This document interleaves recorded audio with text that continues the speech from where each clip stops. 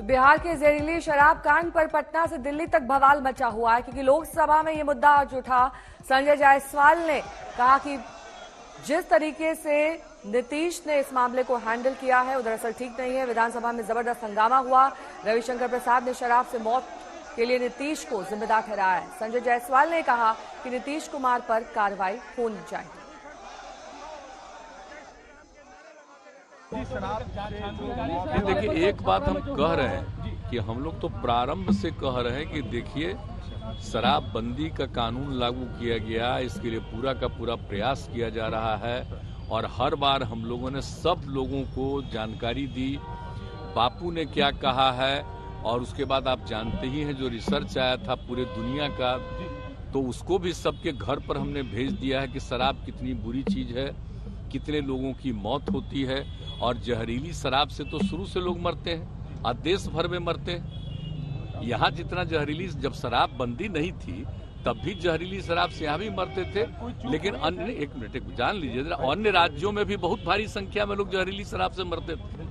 तो हम लोगों ने तो शराब लागू कर दिया, लेकिन आपको मालूम है सबसे पहले 16 में ही ना जहरीली शराब की बात हुई थी और उसका जितना जहरीली शराब हम लोगों ने उस पर कितना एक्शन करवाया। तो जितना जहरीली शराब, और जानते ही हैं कि लोगों को सचेत रहना चाहिए। यहाँ तो शराब बंदी है तो कुछ गड़बड़ तो बेचेगा ही, तो लोगों की मौत हो जाती है। तो इसको याद रखना चाहिए कि शराब नहीं पीना है, शराब बड़ी बुरी चीज है, लेकिन फिर भी कोई पी लेता है। देखिए, ज्यादातर लोगों ने इसके पक्ष में सहमति दी है, लेकिन कुछ आदमी को क्या कीजिएगा, कुछ तो ऐसी गलती करता ही है। तब उसके बाद पिछली बार भी याद है ना, जहरीली शराब से मर गया तो कोई कहा कि इनको मिलना चाहिए कंपल्सन के। बाद जो शराब पिएगा वो तो मरेगा ही। ये तो उदाहरण ही सामने है कि पियोगे तो मरोगे, यही तो बात है।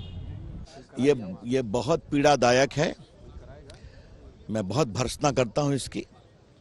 हमारे बिहार के इतने लोग मरे, ये क्या हो रहा है? नीतीश बाबू, ये आपके सुशासन में हो क्या रहा है? आपने शराबबंदी लगाई तो उसको इन्फोर्स करने में असफलता क्यों रही है बार बार? और आपसे सवाल पूछते हैं तो आप अपने विधानसभा में कैसे शब्दों का प्रयोग करते हैं? आप देश के एक वरिष्ठ मुख्यमंत्री हैं, 17 साल आपके हो गए, केंद्रीय मंत्री रहे हुए हैं आप, ये भाषा आपको देती है शोभा क्या? मुझे लगता है कि नीतीश कुमार जिस रास्ते पर अब चले हैं उस रास्ते में उनको अपनी कमजोरी दिखाई पड़ रही है, चीजें उनसे संभल नहीं रही हैं और इसी बिना पर वो देश में सबको एक करना चाहते हैं विपक्ष के लिए। नीतीश बाबू, विपक्ष की बात छोड़िए, पहले बिहार को संभालिए। ये भर्त्सना योग्य है, मैं इसकी भर्त्सना करता हूं और नीतीश कुमार की सरकार की पूर्ण असफलता है ये।